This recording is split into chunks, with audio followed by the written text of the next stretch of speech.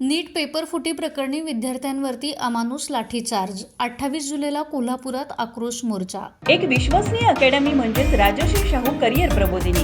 गुणवत्तापूर्ण शिक्षण आणि प्रशिक्षण. शाहू प्रबोधिनी पब्लिक स्कूल आणि निवासी ज्युनियर कॉलेज. सैन्य व पोलीस भरती पूर्व प्रशिक्षण केंद्र. मुलींची स्वतंत्र व्यवस्था असणारी अकॅडमी. सर्व परिपूर्ण असणारी राजश्री शाहू करिअर प्रबोधिनी. बाळूमामा मंदिर आदमापूर जवळ, कोनवडे, तालुका भुदरगड, जिल्हा कोल्हापूर. संपर्क 94 048 83 461 आणि 90 75 91 34 61. नीट परीक्षा पेपर फुटी प्रकरणी सध्या देशभरात संतापाची लाट उसळली आहे. दिल्लीतील जंतर मंतरवरती सीजेपीकडून केंद्रीय शिक्षण मंत्री धर्मेंद्र प्रधान यांच्या राजीनाम्याची मागणी करत आंदोलन छेडण्यात आलं होतं. दरम्यान 20 जुलै रोजी संसदेवरती निघणाऱ्या मोर्चावरती पोलिसांनी अमानुष लाठीचार्ज करत तरुणींना निर्दयपणे मारहाण केली. या घटनेमध्ये अनेक विद्यार्थी गंभीर जखमी झाले आहेत. दिल्लीत विद्यार्थ्यांवरती झालेल्या या अमानुष लाठीचार्जचे तीव्र पडसाद आता महाराष्ट्रातही उमटताना दिसत आहेत.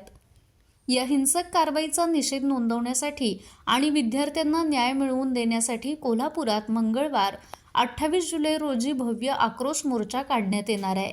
हा मोर्चा दसरा चौक इथून थेट जिल्हाधिकारी कार्यालयावरती धडकणार आहे. याबाबतची अधिकृत माहिती मोर्चाचे निमंत्रक शुभम शिरहट्टी यांनी पत्रकार परिषदेत दिली आहे.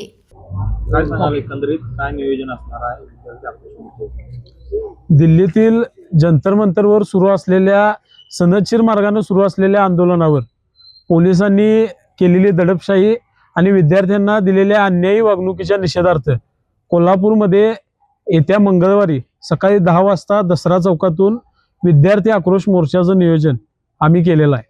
हा कोल्हापुरातील सर्व तरुणांचा विद्यार्थ्यांचा मोर्चा हा कलेक्टर ऑफिसच्या दिशेने निघणार आहे.